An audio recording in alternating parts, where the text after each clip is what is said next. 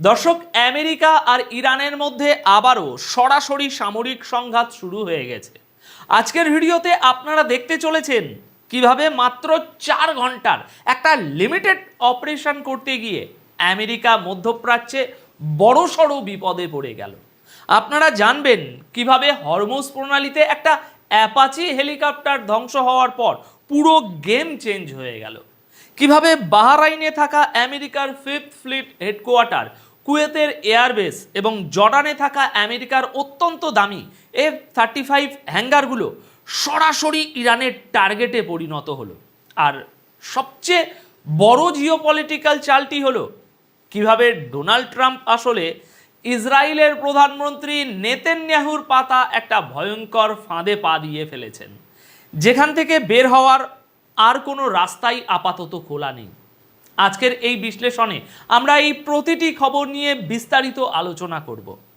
দেখুন দর্শক, আসল ব্যাপারটা হলো যে কোনো সংঘাতের পেছনে একটা ট্রিগার পয়েন্ট থাকে, আর এইবারের ঘটনাটিও তার ব্যতিক্রম নয়। গতকাল রাতের এবং আজ সকালের ঘটনা যদি আপনারা খেয়াল করেন, একটা অত্যন্ত ভঙ্গুর যুদ্ধবিরতি চলছিল, কিন্তু আজ সকালে সেই পরিস্থিতি পুরোপুরি কেঁপে ওঠে। হরমুজ প্রণালীর উপর দিয়ে আমেরিকার একটি অ্যাপাচি হেলিকপ্টার উঠছিল এবং হঠাৎ করেই সেটা ভূপাতিত হয়। এখন এখানে একটা বিষয় বুঝতে হবে, আমেরিকার ইতিহাস যদি দেখেন, বিশেষ করে ডোনাল্ড ট্রাম্পের নীতি যদি দেখেন, তারা সাধারণত কোনো যুদ্ধে সামরিক ক্ষতি হলে সেটাকে টেকনিক্যাল ফল্ট বা যান্ত্রিক ত্রুটি বলে একটা ধামাচাপা দেওয়ার চেষ্টা করে। কিন্তু গতকাল হঠাৎ করেই ট্রাম্পের সুর বদলে গেল। তিনি সরাসরি ঘোষণা করে বসলেন যে ইরানই তাদের এই অ্যাপাচি হেলিকপ্টার গুলি করে নামিয়েছে। অথচ মজার ব্যাপার হলো, ইরান কিন্তু সাধারণত যে কোনো কিছু ঘটলেই সেটা নিজেদের ক্রেডিট হিসাবে দাবি করে, পরিষ্কার বলে। কিন্তু গতকাল ইরান এমন কোনো দাবিই করেনি যে তারা ওই হেলিকপ্টার ধ্বংস করেছে। সবাই যখন ভাবছিল যে এটা হয়তো কোনো যান্ত্রিক ত্রুটি বা মেশিনের স্বাভাবিক কোনো দুর্ঘটনাও হতে পারে, ঠিক তখনই ট্রাম্পের এই আক্রমণাত্মক ঘোষণা সবাইকে অবাক করে দেয়। এটা বেশ অদ্ভুত একটা পরিস্থিতি তৈরি করেছে, কারণ গত দুদিন আগেই যখন ইসরায়েল এবং ইরানের মধ্যে তুমুল উত্তেজনা চলছিল, তখন এই ট্রাম্পই কিন্তু ইসরায়েলকে থামিয়ে দিয়ে বলেছিলেন যে তোমরা এখন ইরানের উপর হামলা করো না, এই রিপোর্ট আমরা করেছি, আমাদের মধ্যে একটা শান্তি চুক্তি হতে যাচ্ছে। সেই জায়গা থেকে হঠাৎ করে মাত্র একটা হেলিকপ্টারের কারণে, যেখানে দুজন পাইলটকেও নিরাপদে উদ্ধার করা হয়েছে, আমেরিকার এই হঠাৎ ভোল পাল্টানো এবং হামলার হুমকি দেওয়ার পেছনের আসল কারণটা কিন্তু অনেক গভীর।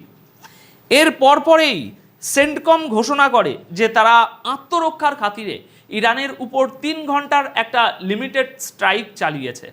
তারা দাবি করে যে হরমুজ প্রণালীর আশেপাশে কেশম আইল্যান্ড, বন্দর আব্বাস পোর্ট, সিরিক এবং জাস্ক এলাকায় থাকা ইরানের বেশ কিছু air defence system, ground control system এবং সার্ভেলেন্স র্যাডারের উপর তারা নিখুঁত হামলা চালিয়েছে এবং 4 ঘন্টার মাথায় তারা জানায় যে তাদের মিশন কমপ্লিট। কিন্তু আমেরিকার দিক থেকে মিশন হয়তো কমপ্লিট হয়ে গিয়েছিল, ইরানের দিক থেকে আসল খেলা কিন্তু তখনও বাকি ছিল। তার কয়েক ঘন্টার মধ্যেই ইরান তাদের জুৎসই জবাব দেওয়া শুরু করে। আর এই জবাব এতটাই মারাত্মক ছিল যে বাহরাইনে অবস্থিত আমেরিকার 5th ফ্লিট হেডকোয়ার্টার, কুয়েতের আলী আল সালেম এয়ারবেস এবং জর্ডানের আজরাক এয়ারবেস সব কিছু কাঁপিয়ে দেয় ইরান। দর্শক, আপনারা হয়তো ইতিমধ্যেই দেখেছেন কিভাবে বাহরাইনের মানামাতে আমেরিকার ঘাঁটিতে বিস্ফোরণ ঘটছে।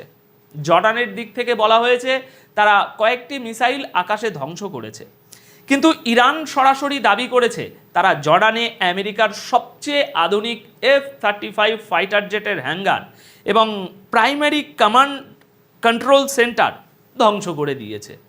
এর পাশাপাশি আপনার ইরানের আকাশসীমায় ঘোরাঘুরি করা আমেরিকার একটা MQ-9 রিপার ড্রোনকেও তারা ভূপাতিত করেছে।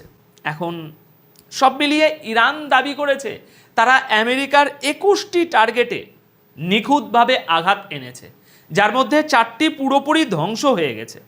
এখনই পুরো চিত্রটা বিশ্লেষণ করলে আপনাদের কাছে একটা বিষয় খুব পরিষ্কার হয়ে যাবে, আর তা হলো বর্তমান এই সংঘাতের উত্তেজনা বাড়ানোর যে নিয়ন্ত্রণ, সেটা পুরোপুরি ইরানের হাতে রয়েছে। আমেরিকা যেখানে 4 ঘন্টার একটা ছোট্ট অপারেশন করে চুপচাপ চেপে যেতে চেয়েছিল, ইরান সেখানে আমেরিকার অত্যন্ত মূল্যবান সামরিক সম্পদগুলোর উপর সরাসরি আঘাত এনে বুঝিয়ে দিয়েছে যে মধ্যপ্রাচ্যের এই দাবার বোর্ডে আমেরিকা আর আগের মতো একচ্ছত্র আধিপত্য বিস্তার করতে পারবে না।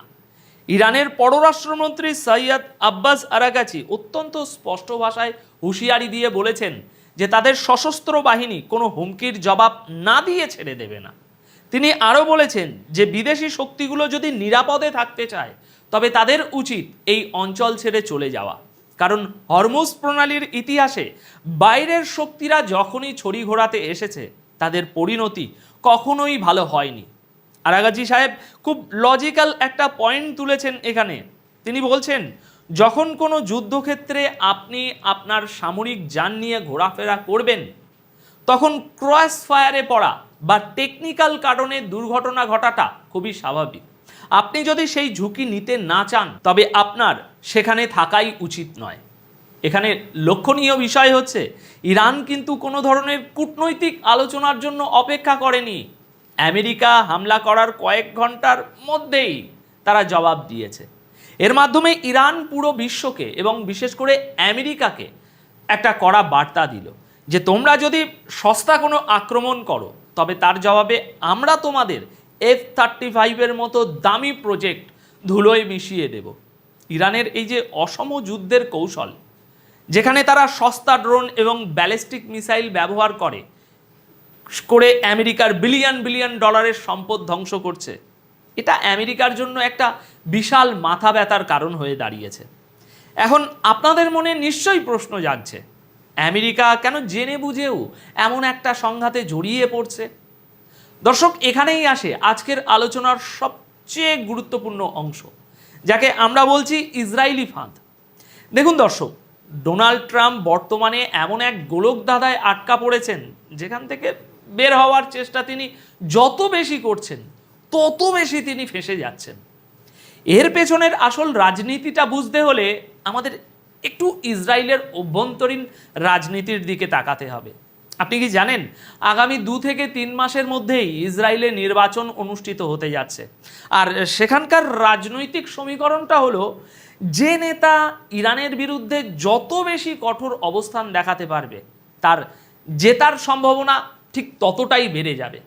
নেতানিয়াহুর জন্য এখন অত্যন্ত জরুরি হলো দেশবাসীকে এটা দেখানো যে তিনি ইরানের ভিত নাড়িয়ে দিয়েছেন। এই কারণেই তিনি চান আমেরিকা যেন ইরানের উপরে চাপ প্রয়োগ অব্যাহত রাখে। এতে করে ইসরায়েলের দুটো ফায়দা হচ্ছে। প্রথমত, ইরানের ফোকাস আমেরিকার দিকে ঘুরে যাওয়ায় ইসরায়েল তাদের আশপাশের যে এলাকা সেই এলাকাগুলোতে নিজেদের সামরিক অভিযানগুলো বিনা বাধায় চালিয়ে যেতে পারছে।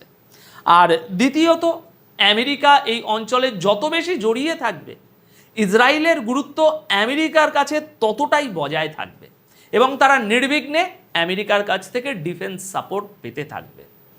কিন্তু দর্শক, এবার যদি আমেরিকার সাথে ইরানের কোনো পিস ডিল বা শান্তি চুক্তি হয়ে যায় তাহলে ইরানের উপর থেকে প্রথম কি হবে?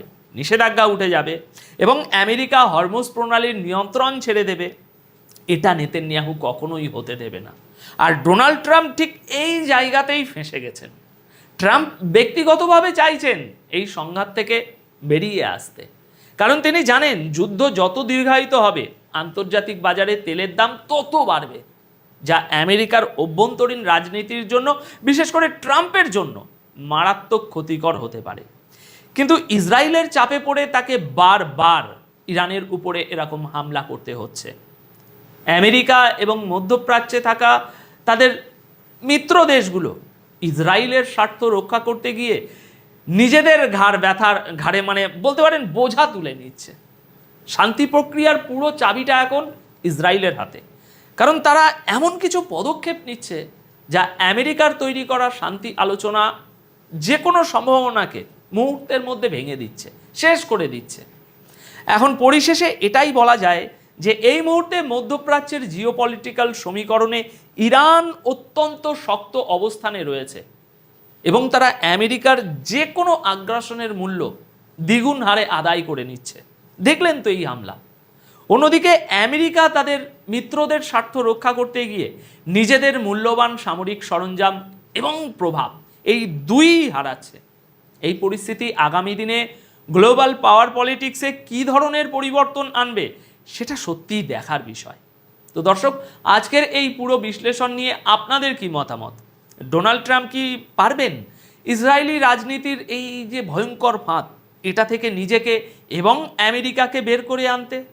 আপনাদের মূল্যবান মতামত অবশ্যই কমেন্ট করে জানাবেন। আজকের মতো এই প্রতিবেদন তাহলে এখানেই শেষ করছি। সবাই খুব ভালো থাকবেন, সুস্থ থাকবেন।